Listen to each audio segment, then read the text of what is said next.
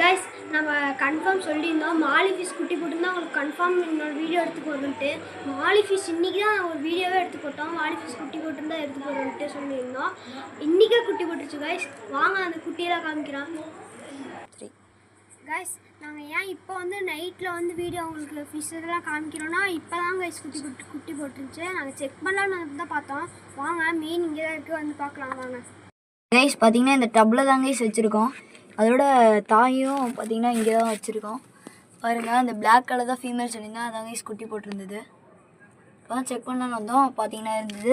இப்போ தான் கைஸ் உங்களுக்கு வீடியோ எடுத்து காமிக்கலாம் தான் கைஸ் எல்லாத்தையும் செப்பரேட்டாக போட்டு வச்சுருக்கேன். எத்தனை குட்டி இருக்குதுன்னு பார்த்தீங்கன்னா 60 குட்டி போட்டிருந்தது கைஸ். பாருங்கள் உங்களுக்கே தெரியும். ஒரு ஹைடிங் ஸ்பாட்டுக்காக இந்த பைப் உள்ள வச்சுருக்கேன் கைஸ். பார்த்திங்கன்னா இங்கே பார்த்திங்கன்னா உங்கள்கிட்ட காலையில் காமிச்சிருக்கேன். இதில் வந்து பார்த்திங்கன்னா ஒரு குட்டி வச்சுருந்தோம், இந்த மாலி குட்டி. அது ரெண்டுத்தையும் எடுத்து இதில் போட்டோம் கைஸ் பாருங்கள். அப்பா மாதிரியே குட்டி இருக்குது கைஸ், அம்மா மாதிரியே பிளாக் கலரில் குட்டி இருக்குது. பார்த்திங்கன்னா உங்களுக்கே தெரியும் கைஸ். பார்த்திங்கன்னா இப்போ ஒரு கண்ணாடி தொட்டி பார்த்திங்கன்னா காலியாக தான் கைஸ் இருக்குது.